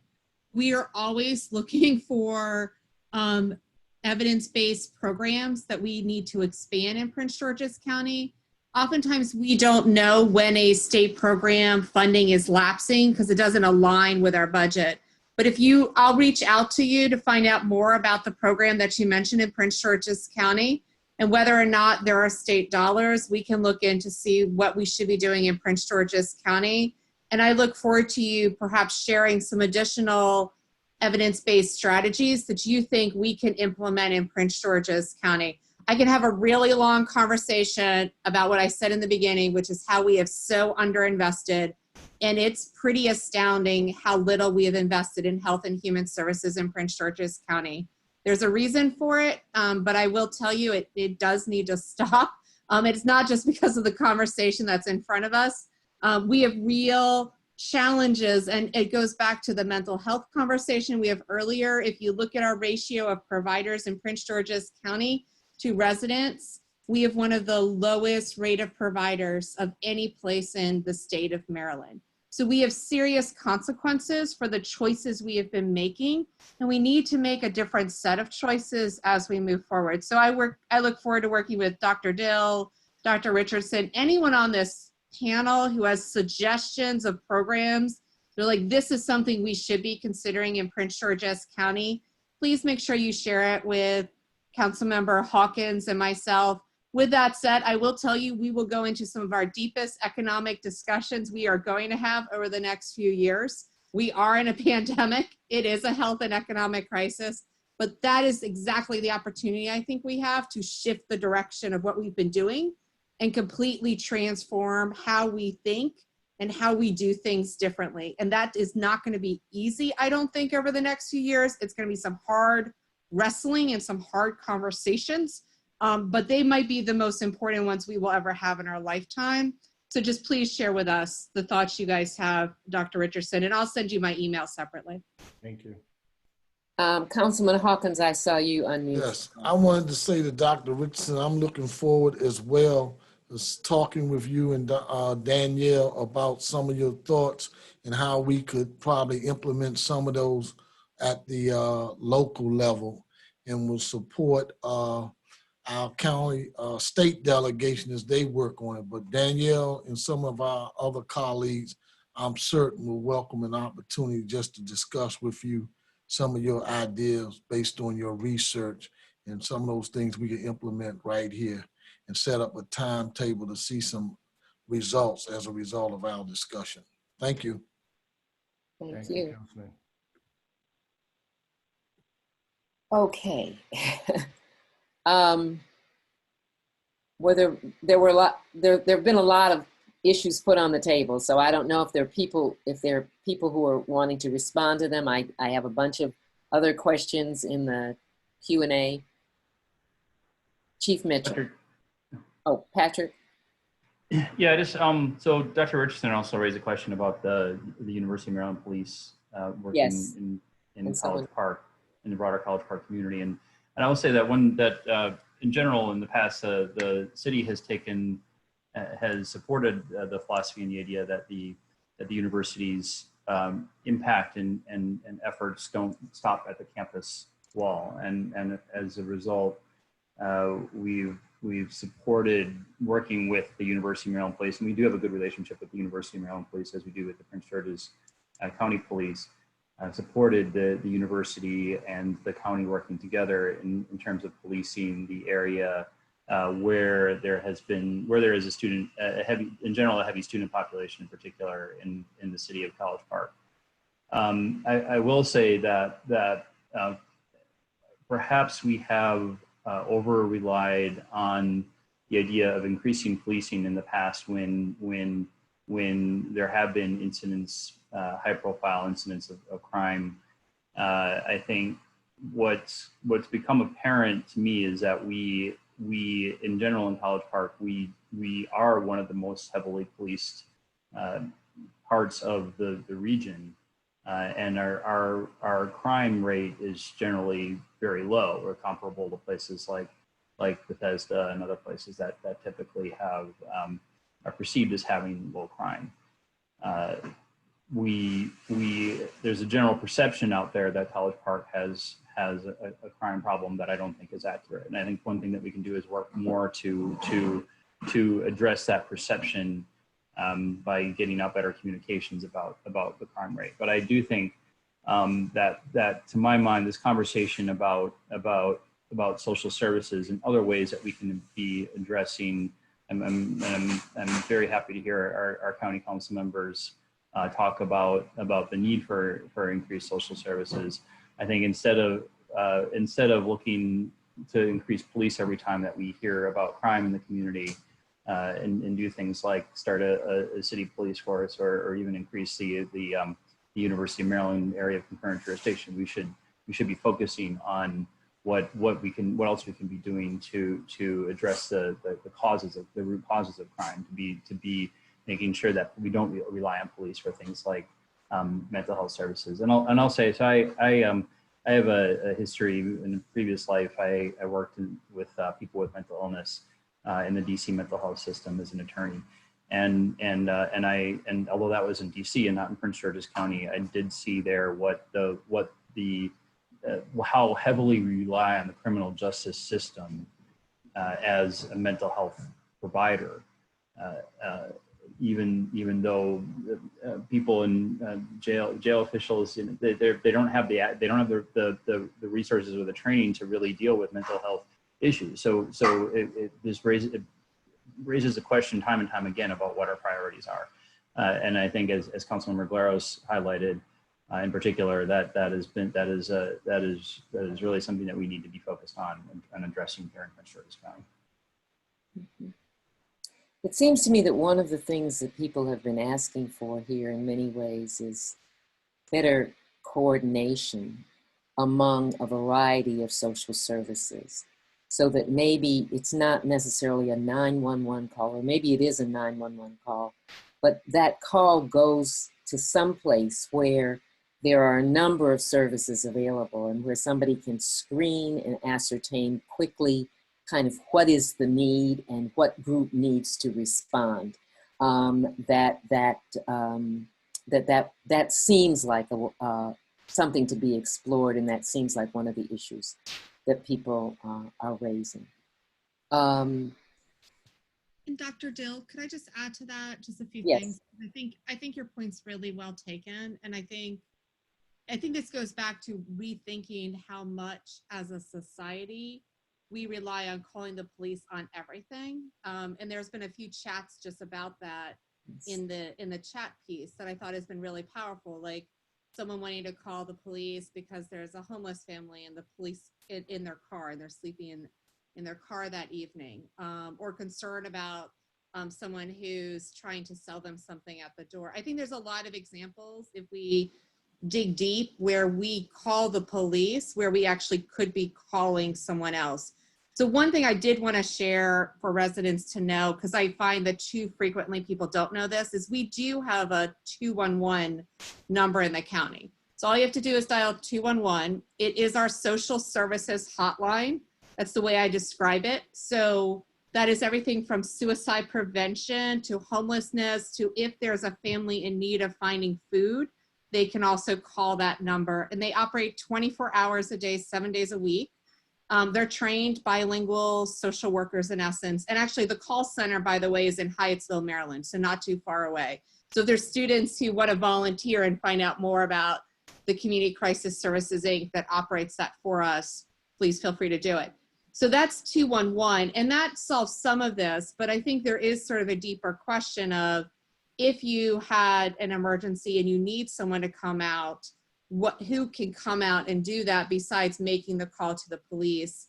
And I think that's a deeper conversation for us to think about at the county level, even at the university level, about why are people calling the police and which calls really could be handled by some other unit. Maybe it's a mental health unit that's stood up, that is on call, that could do those support services.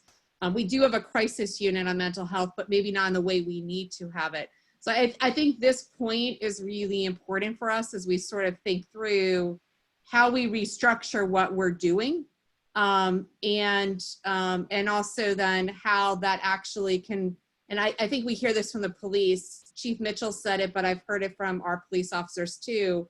You know, they do feel like they get called on a lot of calls that really they shouldn't be out there for.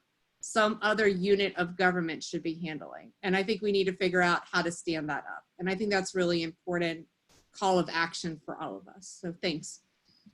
Dr. Dill, may I amplify what my friend and colleague, Ms. Laro said? I've been a paramedic for 25 years. It's been my career. And I've been called for a variety of calls regarding mental health crises. And I think it's important to bear in mind, although I absolutely think that people other than police, fire, and EMS should respond and could more effectively respond to mental health crises, those are also often very volatile situations. And I myself have had weapons pulled on me as a paramedic in volatile mental health crisis situations. So it's important to bear in mind the importance of safety of our first responders, even in the context of a response to a situation in the community. I think Councilmember Hawkins and others would point out, Dr. Richardson would point out, that many of those crises could be prevented and perhaps ameliorated before they rise to the crisis point. And I think that's absolutely well taken. But the role of having emergency responders who are prepared to respond to an unstable situation, I think it is an important part of the landscape as well, and one that we need to make sure that we don't overlook.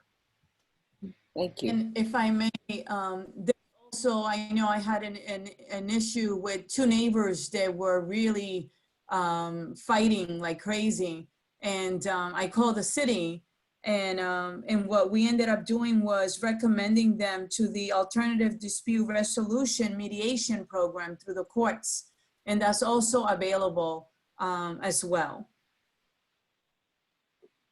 Thank you.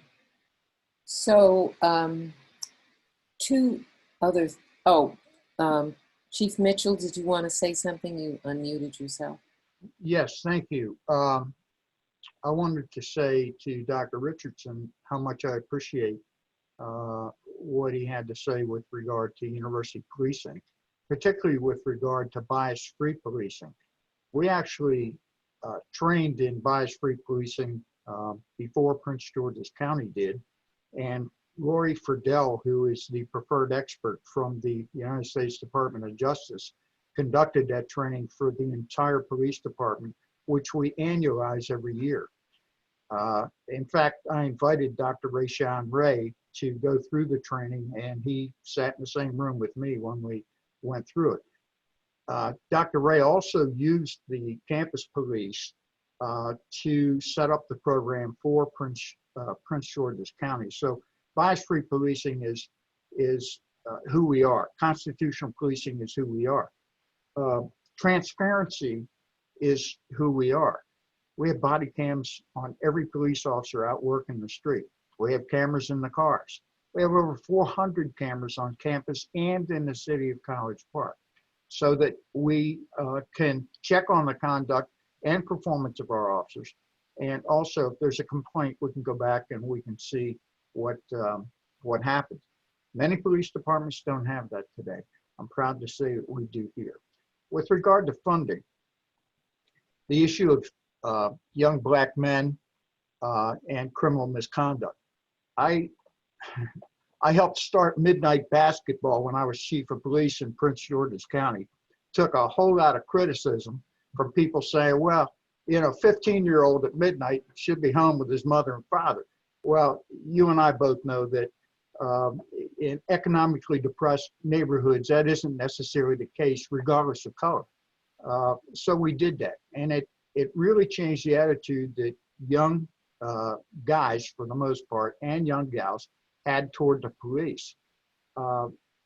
In terms of funding, and probably everybody, I know I have, probably everybody on the webinar tonight has had either a speed camera ticket or a red light camera ticket.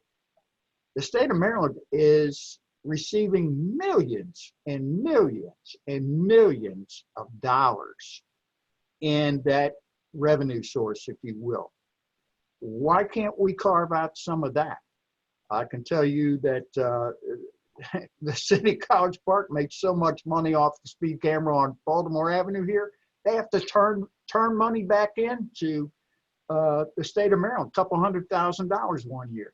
Why can't that be used? I don't have answers for that. I think that money is to be used for homeland security and criminal justice issues, and prevention, of course, is a big part of that. I would be an advocate for that. So I see that we're moving towards the end of this, and there was one question in the quote that in the Q&A that I wanted to raise to the group at this point. And we talked about the partnership between the University of Maryland Police Department and the City of College Park, and talked about some of those other things, some of the anxieties that people experience on the campus. And this particular question really started, I'll just read it and then I'll kind of put the thing that I think might be a good place for us to kind of have as our last conversation. This says, after the murder of Richard Collins III, members of the city and the university communities came together under one College Park in an effort to respond and demand appropriate response from the university in particular, but also engagement from the community. The sense I was left with was that the university did not respond effectively, and the group seemed to dissolve. The question is, what can we do as a community, university, city, county, and people in the community to act effectively, and where is the leadership at each of these three levels to endorse and support such efforts? So it really is all of those of us who are gathered here tonight representing these different constituencies. How do we go forward to continue to work together to solve some of these problems? And I think your thoughts about that would be a good place for us to kind of end this conversation and lead into our next conversation. So I open that up to anyone who wants to respond.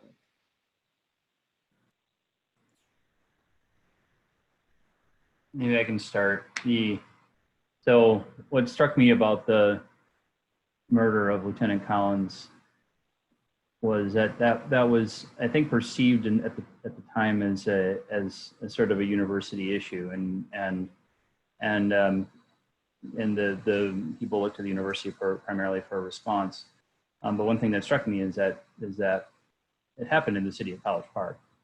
If it had happened maybe, I think, about 100 feet to the east of where it happened, it wouldn't have been on campus. It would have been almost solely a city issue, and so that shows that it's something that we need to address. The issues of race and equity don't see the boundary of the borders of the university. People who come to College Park to go to school here or to work here don't see a difference between the atmosphere on campus and off campus. That boundary doesn't exist in the minds of people that want to come here. We all need to be working together on this, and I can address that. After the murder of Lieutenant Collins, we wanted to highlight the many issues that were going on. It was also around the time of the Trump campaign in 2016. Coming out of that, the issues and concerns raised around safety of immigrants in our community, of the Muslim community, and we tried to take on a lot with that group. It was very ad hoc, and it didn't quite go. It kind of fizzled out because I think we tried to take on too much. But I would be very interested in keeping those conversations going and starting that up again. And I think what we have right now, I think it was may have been Councilmember Glaros who said before that we don't want this just to be a moment. We want this to be a sustained level of action to address these issues. When we had and Dr. Featherstone and I worked together and then as well as a couple of the council members, Councilmember Mitchell and Kabir, worked together on putting together this interfaith vigil and prayer chain last week. And one thing that I recognized coming out of that, although that was done definitely in a spirit of prayer, it reflected a lot of the emotions that are coming out of the events of the past few months. And one of those emotions is certainly anger, frustration, the need for action. And I think it's up to us all as a community to come out of this and make sure that it isn't just a moment, that we don't come to another place a few months from now or a year from now or 2 years from now or whenever it is where somebody else, another Black man or woman, dies at the hands of the police, and we recognize that we haven't made the progress that we need to be making. So we, as a community, we need to come together. We need to find solutions. I think somebody asked in the Q&A about whether we can continue community forums going, and I certainly want to. One thing I invite people to do is the city is engaged right now in its strategic planning process. And personally, I want to see us highlight this in our next 5-year plan, and this would really be a focus. But we're looking for community input on how we do that. So I'm going to put a link. This is an ongoing process, and it will be ongoing for the months to come. And we're certainly always open to input in a lot of different ways. But I'm going to put a link in the chat to a survey that people can take that will help inform that process. And I encourage everyone to take that survey to engage with us, continue to hold us accountable, continue to bring us questions and ideas, because that's how, as Councilmember Glaros I think also said before, that's how change happens. So let me do that, and then I'll turn it over to some of my colleagues who may want to say add a few things.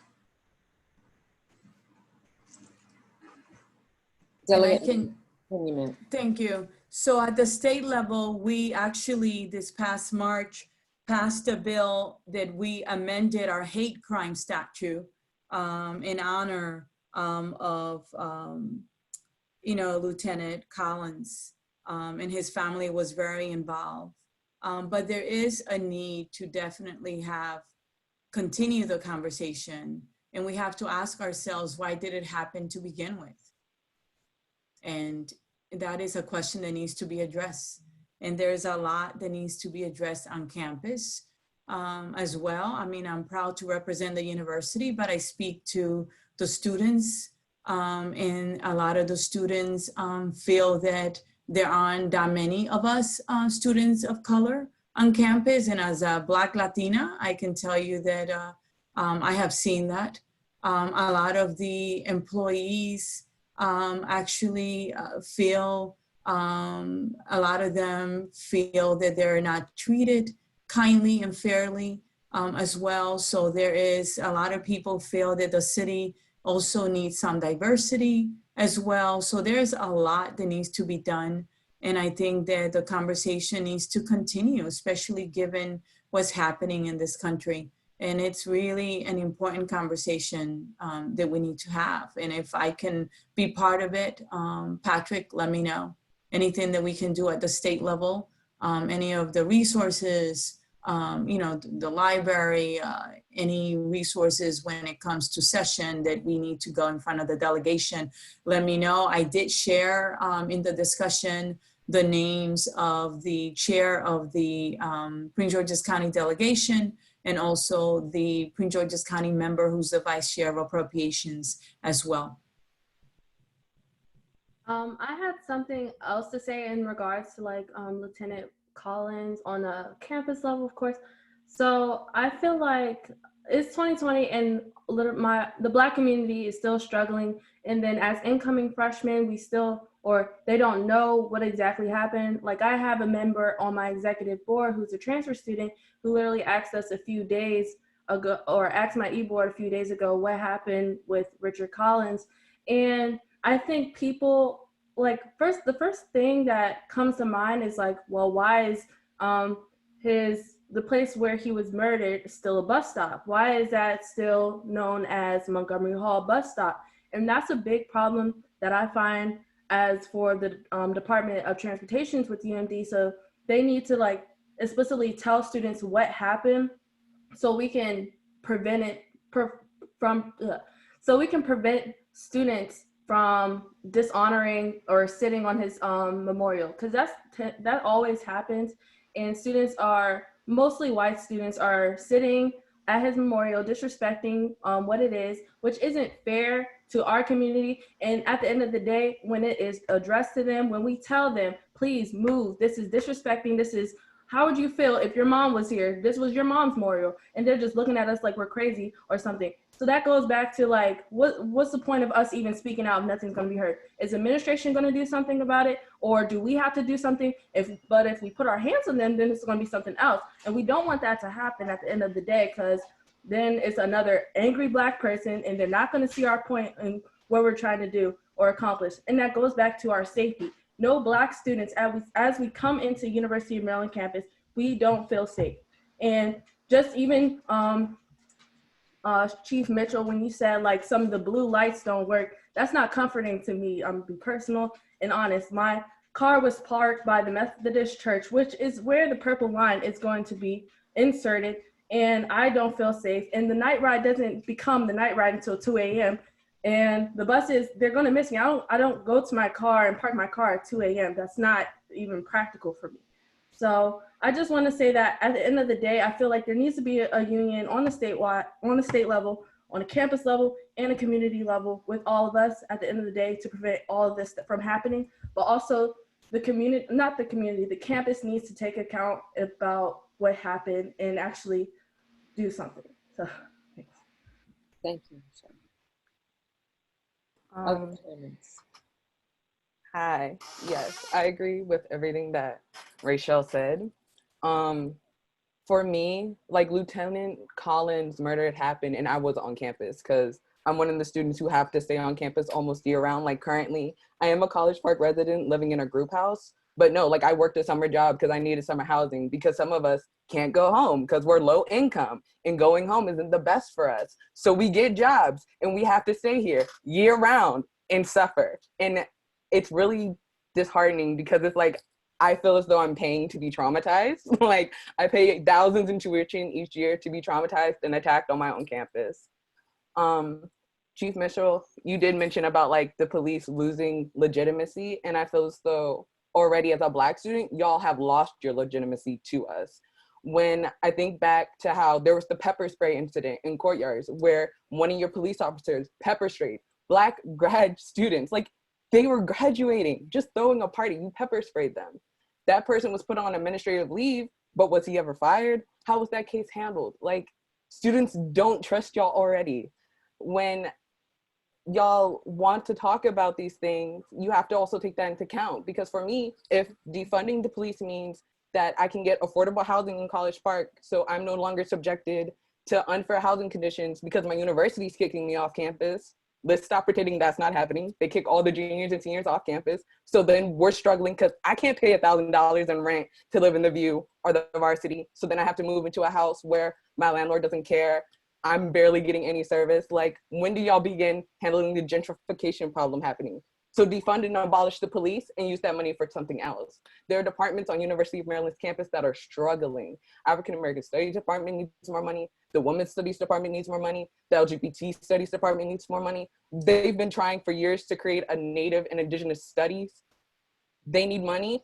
So guess what? I think students wouldn't be upset if the police department was defunded and possibly abolished for other things that we need to get that money, because I don't need a police officer. I don't, not at this point. When you have even said yourself that some of y'all do not know and are not being trained properly. When I think back to all the incidents that do happen on campus, who actually handles those incidents, because I'm sorry, it's not the police, it's the RAs. It's the RAs who have to go and break up these parties. It's the RDs who have to wake up at night and be like, why are your students harassing other students? Why are y'all doing all this? It's not the police always being called. It's other people doing your job for you. So why do you have it? It's a job at the end of the day. Some of y'all have degrees in sociology, psychology, criminology. You can go and find another profession. That's how I feel. Because for me, I'm at the point where like, no, the University of Maryland needs to abolish the police department. It needs to be defunded. The College Park City needs to be putting in initiatives to work on creating affordable housing, not only for college students, but for the residents who are living here. Because to watch how the community itself is changing, let's not forget, Prince George's County is the richest, most affluent Black county. The fact that this area does not represent that is a problem. The fact that also you can see the disproportionate amount of funding between people in Langley Park, Tacoma. These are Black and brown people. These are immigrant people who deserve to have their lives treated and given respect. And they deserve, because as you know, Mr. Patrick had mentioned, a lot of people compare College Park to Montgomery County, to Bethesda, to Silver Spring. You're not in Montgomery County, you're in Prince George's. So let's start working with the people who live here, the people who need to be here, and the people who should be represented. Because the University of Maryland should be ashamed of itself. Like, the amount of students of color who even attended is shameful for it being in the richest, most affluent Black county. And so for me, that's what healing looks like. It looks like this money being used for resources. When you're saying like, oh, we need to have somebody who's, so that when mental health problems are happening, they can go and handle it. Yeah, so that police money, go pay that, go create that. That's what I want the money being used for. I think the challenge, and I'm going to turn this over to the mayor in just a second. I think what you said, Taylor, puts forth a challenge to all of us in terms of what does healing look like? What does healing look like for students? What does healing look like for community members? What does healing look like for, and how do our representatives, how can our legislators and our representatives help engage in that healing and promote that healing? I certainly think that this kind of conversation is one of those opportunities, at least to hear what people, what is on people's mind and what is bothering them and what their concerns are, so that we can begin to take steps to do that healing. So it's 8:59, and I think I'm supposed to, at this point, turn this back to the mayor to close this out. Thank you, Dr. Dill. I don't know if the Chief Mitchell wanted to respond at all to the things that were said, and there may be other opportunities to do that. I think this is an ongoing conversation, but if you want to, maybe, I don't know if this is going to shut it. This is going to close us out and completely at 9 o'clock. Chief, did you have anything you wanted to say at this point? Or? Are you asking? I'm sorry, you broke up a little bit on this end there. Yeah, sure. Sorry, I just was wondering if you wanted to respond at all to the things that Ms. Green raised. Well, I appreciate the frustration and the anger. It hasn't been said. Oh, you just muted again. I'm sorry. I understand the frustration and the anger. I'm frustrated and I'm angry as well.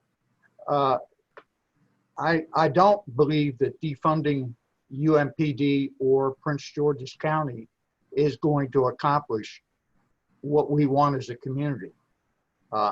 You know, if you call 911, you know, who's going to respond? We need to have some semblance of emergency response capability. But having said that, when I look across the campus and I see my officers, and I'm proud to serve with them. We're not all bad people. We do good things too. You're not hearing much about it, and I understand that. And I can tell you they're feeling it. They're really feeling it right now. We'd appreciate some recognition for what we do right. Yes, we make mistakes. We're human beings. We do. I admit it. And it's up to me to discipline our officers when they do make mistakes. We don't make that many, but we do make mistakes. But the vast majority of what these officers do on this campus is good work. They're saving lives. The two officers who held Richard Collins as he was dying and gave him CPR, they'll remember that moment the rest of their lives. When I had the opportunity to meet Mr. Collins shortly after his son was murdered, and we prayed together, I'll never forget that. A memorial has been designed for Lieutenant Collins. And that's something the family has to be comfortable with. And Dr. Lowe has met with them. I don't know where that is. I can tell you that that memorial is ready to go right now. I know that. It's a tough time in our country. You know, a house divided against itself isn't going to stand, as President Lincoln said. I believe that. But you know, with God's help, we'll get through this. We must get through this. We as a community must get through this. We have far more in common than we do differences.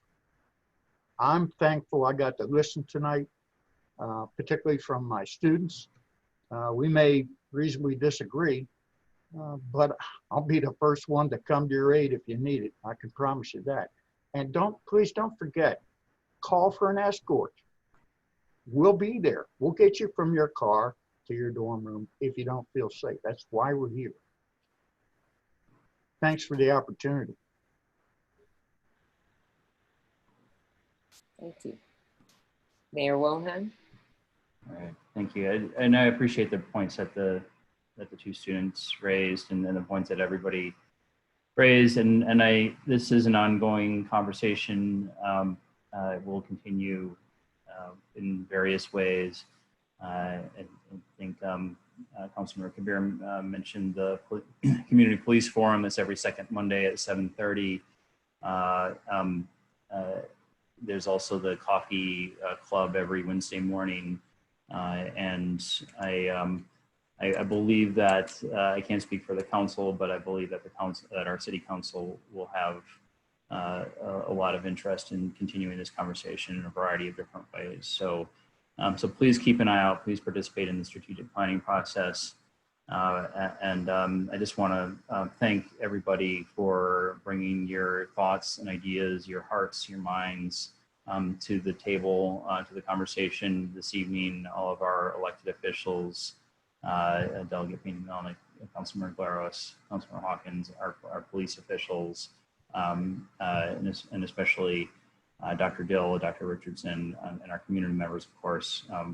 Want to thank you all for your participation, and I hope you all stay safe out there, let's get through this this difficult time together. Thank you very much.